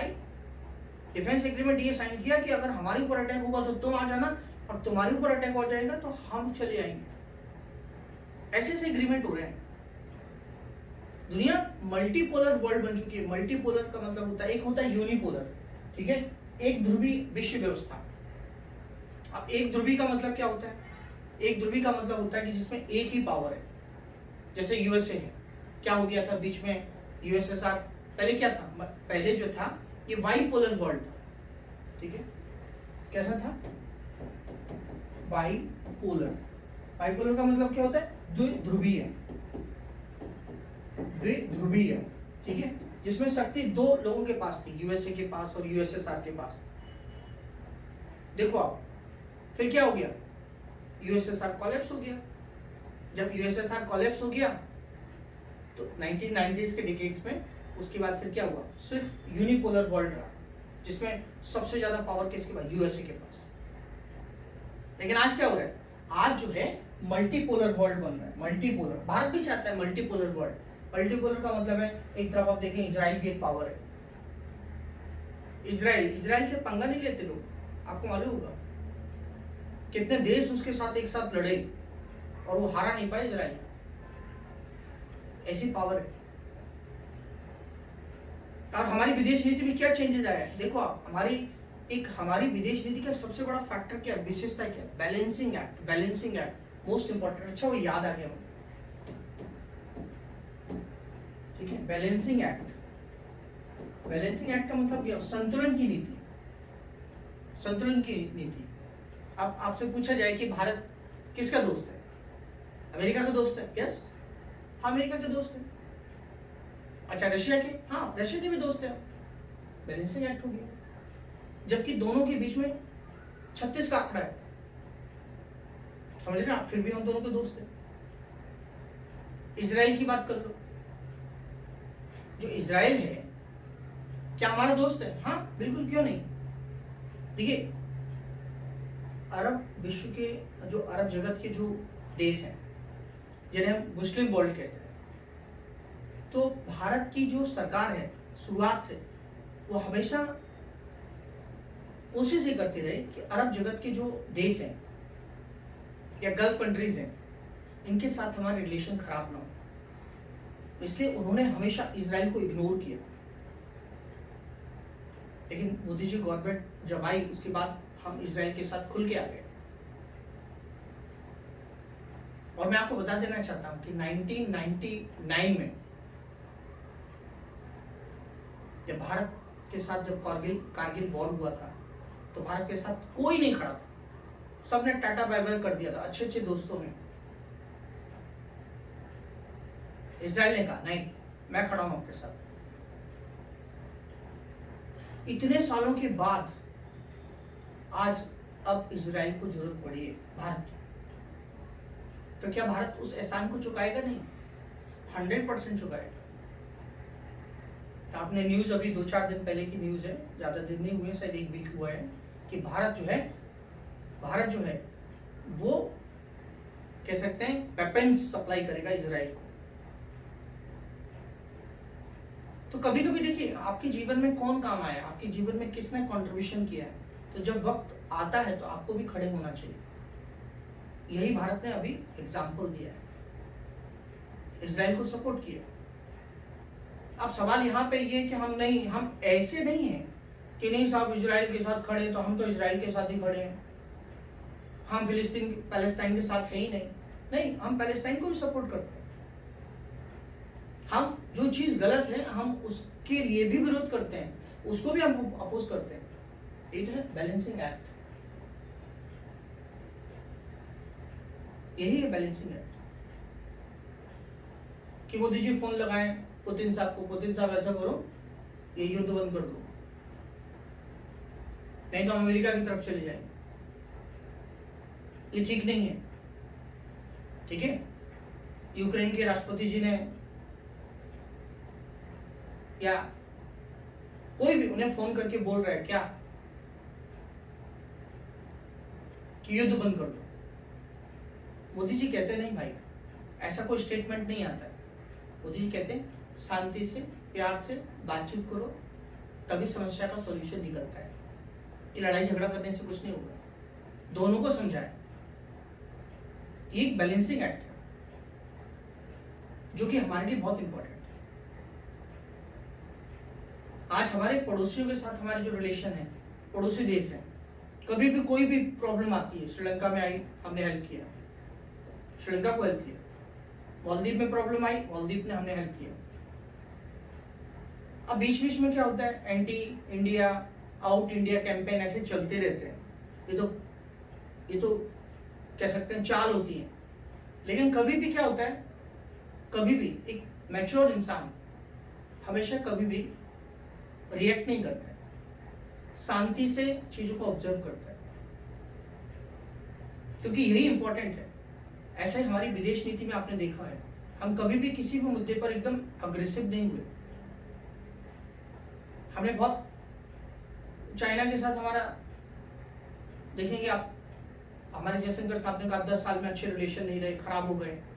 चाइना बीच बीच में बहुत ज्यादा हमें प्रवोक कर रहा था, बहुत ज्यादा उकसाने की कोशिश। कभी होता है ना लाइफ में, बहुत सारे लोग आपको उकसाने की कोशिश करते हैं कि आप गलती करें, ऐसे जानबूझ के करते हैं कि आप गलती करें।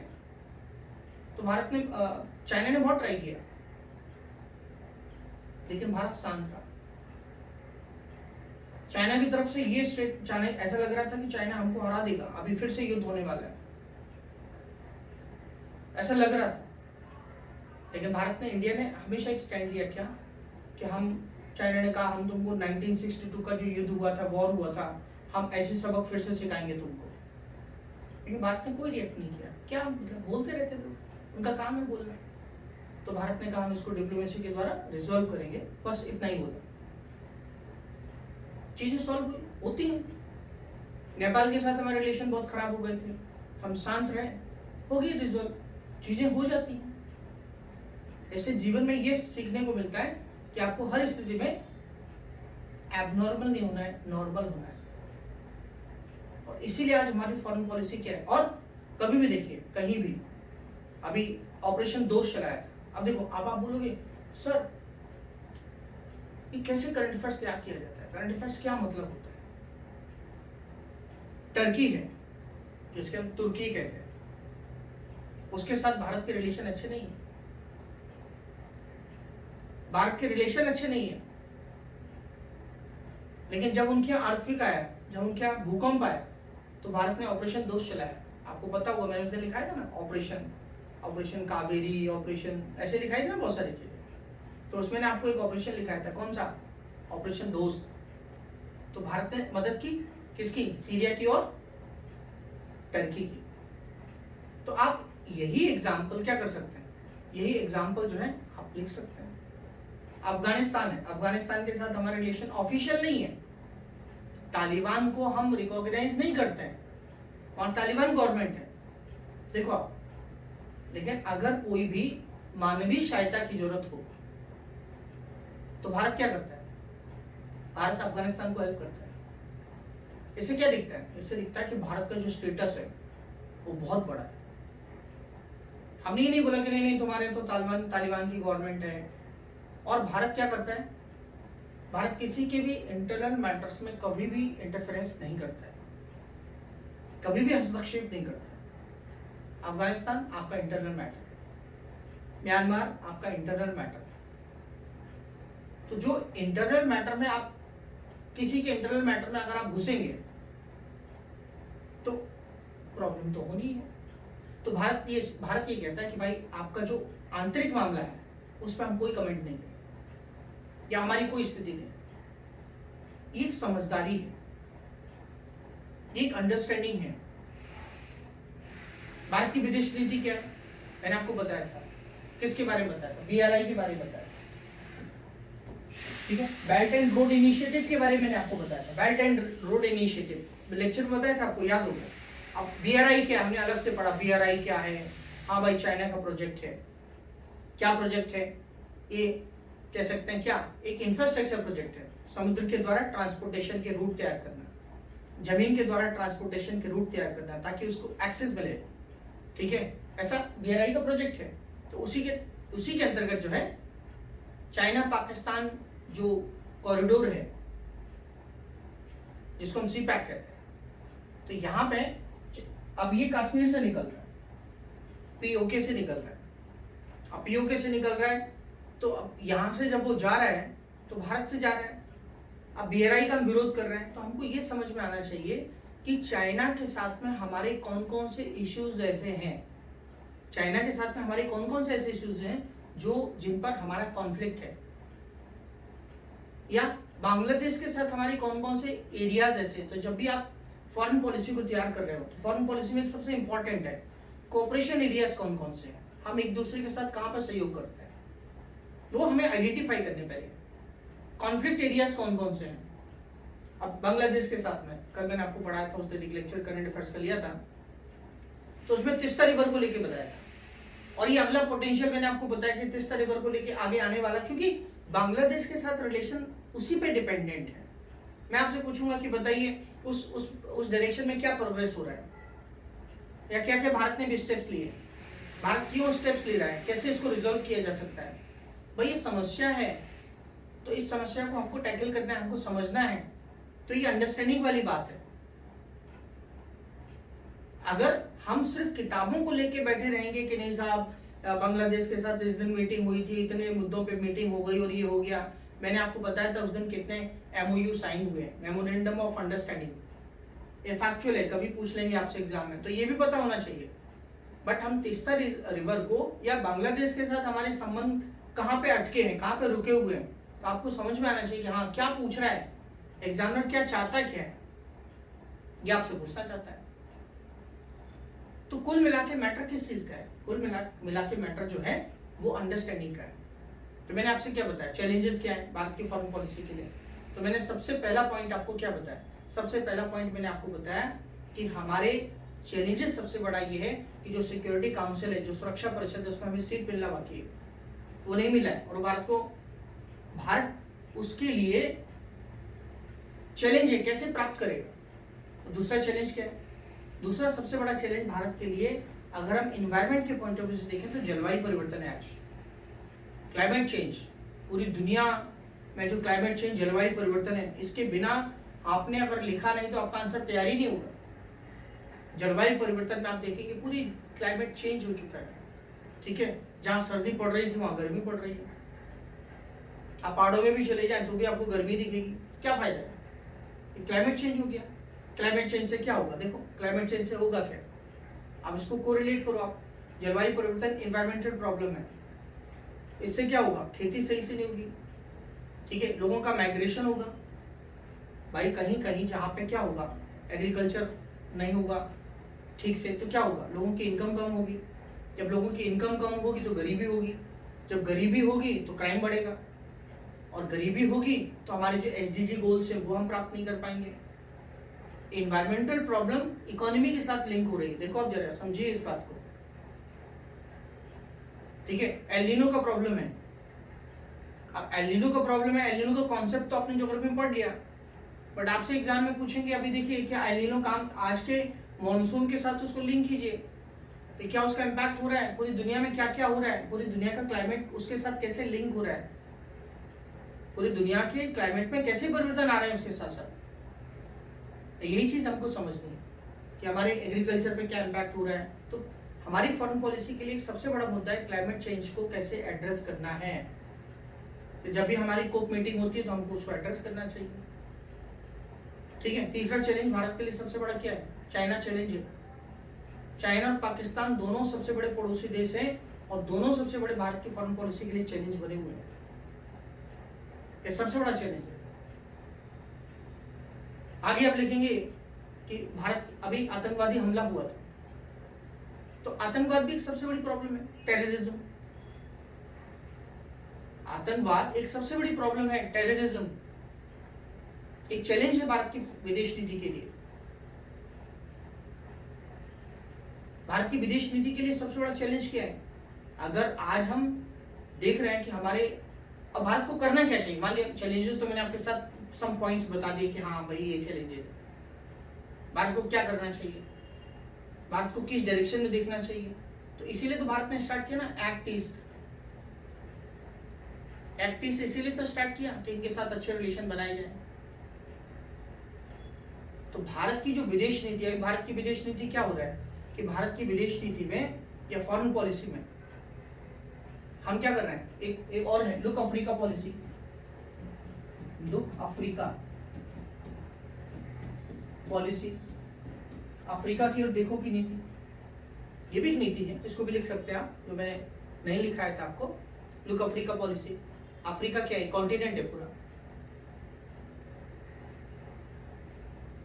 पूरी दुनिया के नेचुरल रिसोर्सेज अगर आप देखेंगे, आज मैंने आपको उस दिन लेक्चर बताया था, कौन सा लेक्चर लिया था उसमें बताया था रेयर अर्थ के बारे में बताया था, आईसेट बताया था, आईसेट को याद होगा ना?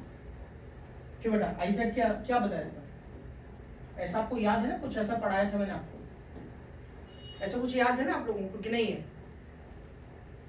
इमर्जिंग टेक्नोलॉजीज की बात कर रहा था मैं, आपको याद होगा, इंडिया और यूएस के साथ हमारी जो रिलेशन है, संबंध है, ऐसा ऐसा पढ़ा है ना आपने? बोलो यस और नो, क्यों बेटा? तो भारत के चैलेंज क्या है? भारत का चैलेंज आज ये भी है कि भारत को आज टेक्नोलॉजी के डायरेक्शन में काम करना है, तकनीकी दिशा में काम करना है, अपनी फॉरेन पॉलिसी को यहां भी अलाइन करना है, भारत को डिजास्टर के लिए काम करना है, भारत के पड़ोसियों के साथ अच्छे संबंध बना के रखना है, और भारत को जो भी ग्लोबल इश्यूज हैं, ग्लोबल इश्यूज क्या है? ह्यूमन राइट्स है। ग्लोबल इश्यूज क्या है? ह्यूमन राइट है, क्लाइमेट चेंज है, जलवायु परिवर्तन है, टेररिज्म है, ये सब क्या है? दुनिया के मुद्दे हैं। जिनको हमें एड्रेस करना है। गरीबी है, पूरी दुनिया की गरीबी। अब ऐसा थोड़ी नहीं कि पूरी दुनिया की जो पॉवर्टी है उसका ठेका हमने ले रखा है, लेकिन नहीं, भारत एक सबसे बड़ा क्या है, डेमोक्रेसी है, भारत लोकतंत्र है, सबसे ज्यादा भारत में पॉपुलेशन है। तो भारत को अपनी गरीबी को एड्रेस करना पड़ेगा।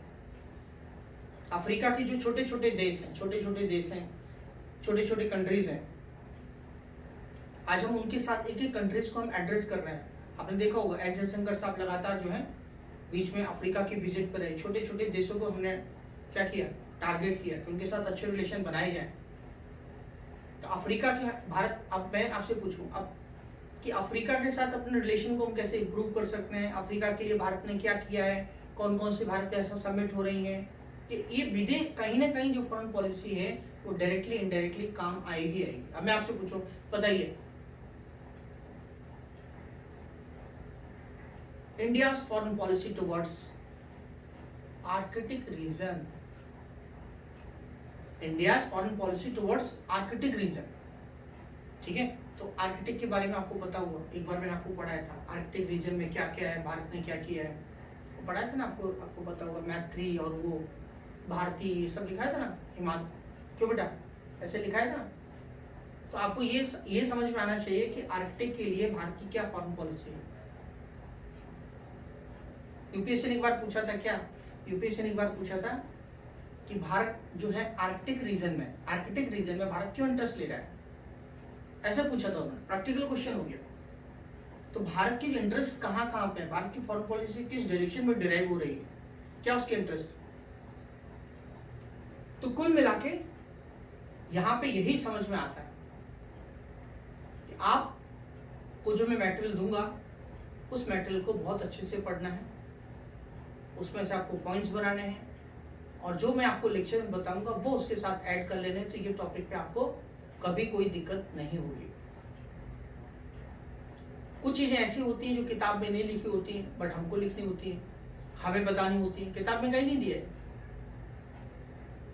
ठीक है। तो हमारे डिप्लोमेट्स पहले कौन थे, हनुमान जी थे।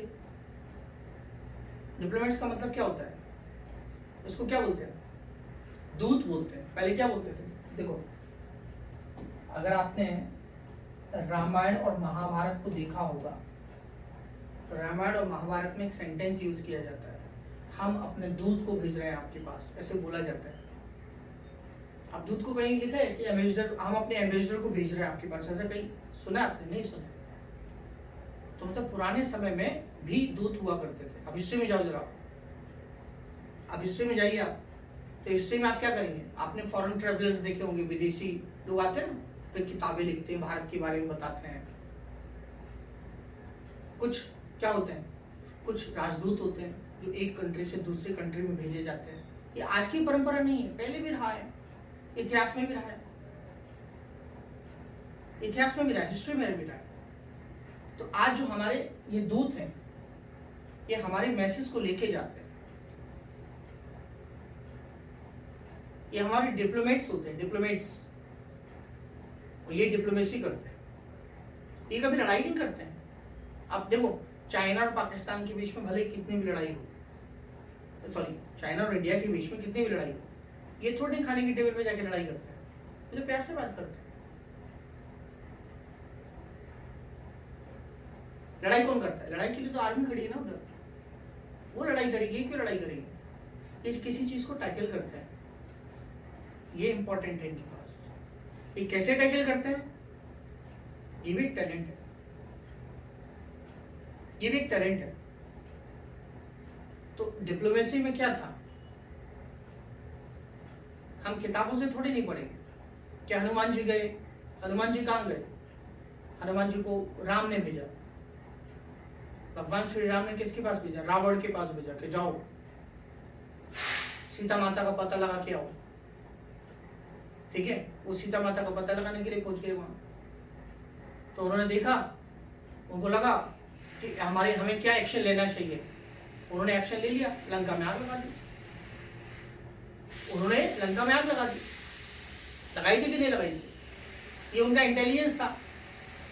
उन्होंने अपनी शक्ति का प्रदर्शन कैसे किया, ये भी उनका इंटेलिजेंस था।